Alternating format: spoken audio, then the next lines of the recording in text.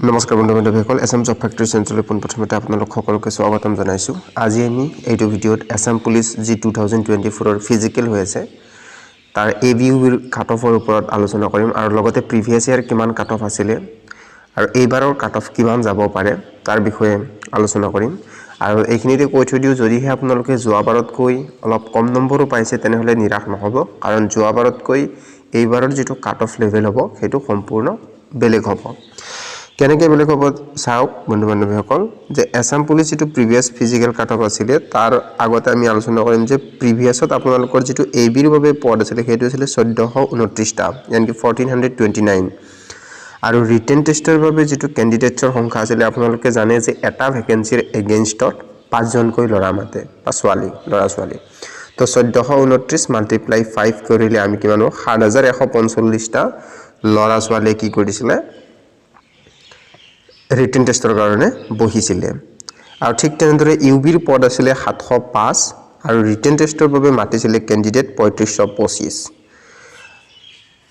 অৰ্থাৎ আমাৰ যিটো যোৱা বছৰৰ ভেকেঞ্চি আছিলে বা যোৱাবাৰৰ যিটো ভেকেঞ্চি আছিলে এইবাৰৰ ভেকেঞ্চিতকৈ প্ৰায় আধা হয়, আৰু যিটো কেণ্ডিডেট ৰিটেন টেষ্টৰ বাবে যিবিলাক কেণ্ডিডেটক মাতিছিলে সেই কেণ্ডিডেটছৰ সংখ্যাও আধা হয়।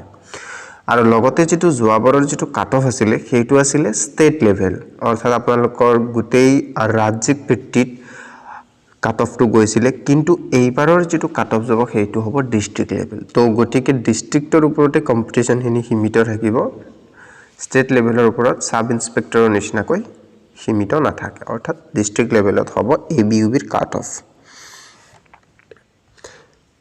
নেক্সট চাওক যে এইবাৰৰ যিটো ফিজিকেল কাট অফ আছে সেই কাট অফটো কম যোৱাৰ কাৰণ এক নম্বৰ মই কৈ দিলোঁ যে আপোনালোকৰ ডিষ্ট্ৰিক্ট লেভেল কাট অফ হ'ব, দ্বিতীয়তে ভেকেঞ্চিৰ সংখ্যা বেছি, অৰ্থাৎ যোৱাবাৰতকৈ ভেকেঞ্চিৰ সংখ্যা প্ৰায় দুগুণ। যিহেতু ভেকেঞ্চিৰ সংখ্যা দুগুণ গতিকে কেণ্ডিডেটছত মতাৰ সংখ্যাও ৰিটেন টেষ্টৰ বাবে দুগুণ হ'ব। অৰ্থাৎ এইবাৰ কিমান কেণ্ডিডেটছক মাতিব আপোনালোকে চাওক যে ABৰ মুঠ পদ আছে এইবাৰ 2300, ৰিটেন টেষ্টৰ বাবে মুঠ প্ৰাৰ্থীৰ যিটো এডমিটৰ সংখ্যা হ'ব সেইটো হ'ব 2300 মাল্টিপ্লাই 5 কৰিলে 11500, অৰ্থাৎ যোৱা বছৰ 7000 সামথিং মাতিছিলে, এইবাৰ 11500জন ল'ৰা-ছোৱালীক ৰিটেন টেষ্টৰ বাবে মতা হ'ব। আৰু UBৰ মুঠ পদ আছে 1650 আৰু ৰিটেন টেষ্টৰ বাবে যিটো মাতিব সেইটো মাতিব 8250, অৰ্থাৎ যোৱাবাৰ 4000তকৈ কম সংখ্যক প্ৰাৰ্থীক মতা হৈছিলে কিন্তু ৰিটেন টেষ্টৰ বাবে, গতিকে এইবাৰ যিটো UBৰ পদৰ বাবে 8250জন ল'ৰা-ছোৱালী প্ৰাৰ্থীক ৰিটেন টেষ্টৰ বাবে মতা হ'ব। নেক্সট যদিহে আমি এটা এক্সপেক্টেড কাট অফৰ ওপৰত যাওঁ এইবাৰ AB পোষ্টৰ কাৰণে, যিহেতু 60 নম্বৰৰ চিলেবাছ হয় গতিকে আপোনালোকৰ যিটো জেনেৰেলৰ কাট অফ থাকিব নৰ্মেলি 51+, অৰ্থাৎ আপোনালোকে যদি 51 পাইছে জেনেৰেলৰ তেনেহ'লে আপোনালোকে প্ৰায় নিশ্চিত যে আপোনালোকৰ ৰিটেন টেষ্টৰ কাৰণে নাম আহিব। OBC MOBCৰ কাৰণে 49+ ধৰি থওক, SCৰ কাৰণে 48+ ধৰি থওক আৰু STৰ কাৰণে ধৰি থওক 47+। তো এইখিনিৰ ভিতৰত যদি আপোনালোকৰ নম্বৰ আছে তেনেহ'লে প্ৰায় আপোনালোকৰ নাম হোৱাৰ সম্ভাৱনা খুবেই বেছি আছে। আৰু যদিহে আমি UBৰ কথা আলোচনা কৰিবলৈ যাওঁ UB 1650টা পোষ্টৰ বিষয়ে, তেনেহ'লে আপোনালোকে যিহেতু 40 মাৰ্কছ আছে, জেনেৰেলৰ আপোনালোকে 32+, OBC MOBC 31+, SCৰ বাবে আপোনালোকে 29+ ধৰি থওক আৰু STৰ কাৰণে আপোনালোকে 30+ ধৰি থওক। বাকী ছোৱালীৰ যদি আমি কথা ক'বলৈ যাওঁ, ছোৱালীৰ ক্ষেত্ৰত ইয়াতকৈ কিছুমান ডিষ্ট্ৰিক্টত 20 নম্বৰ পালেই নাম আহি যায় বা কিছুমানত হাইষ্ট 25 নম্বৰ যায়, 25-26, দুই এখন ডিষ্ট্ৰিক্ট এনেকুৱা আছে য'ত নেকি অলপ হাইষ্ট কাট অফ দেখিবলৈ পোৱা যায় ছোৱালীৰ ক্ষেত্ৰতো। বাকী ছোৱালীৰ ক্ষেত্ৰত তেনে তাকৰ হয়, অৰ্থাৎ 20, 22, 23 এনেকুৱাকৈ প্ৰায় মতাই হয়।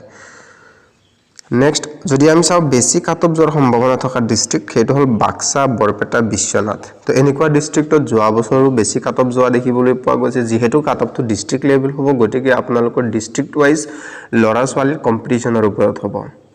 তো আৰু কাট অফ যদি কম যোৱাৰ আমি সম্ভাৱনা ডিষ্ট্ৰিক্ট চাওঁ বা যোৱা বছৰ বা গৈ থকা যিবিলাক কাট অফ আছিলে সেইবিলাকক যদি ভিত্তি কৰি আমি এটা গণনা কৰোঁ তেনেহ'লে দৰং, কাৰ্বি আংলং, পশ্চিম কাৰ্বি আংলং, কাছাৰ এইবিলাক ডিষ্ট্ৰিক্টত নৰ্মেলি লো কাট অফ দেখা যায়। আৰু মই যিটো কাট অফ দিছোঁ সেইটো হ'ল নৰ্মেল ডিষ্ট্ৰিক্টৰ কাৰণে, প্ৰায় বাকীকেইখন ডিষ্ট্ৰিক্টৰ বাবে তেনেকুৱা ধৰণৰ কাট অফে থাকিব, কিন্তু যিটো কাট অফ বেছি যোৱাৰ সম্ভাৱনা হয়তো তাত 2-1 নম্বৰ বেছিও যাব পাৰে আৰু কম কাট অফ যোৱাৰ সম্ভাৱনা থকা ডিষ্ট্ৰিক্টবোৰত 2-1 নম্বৰ কমো যাব পাৰে।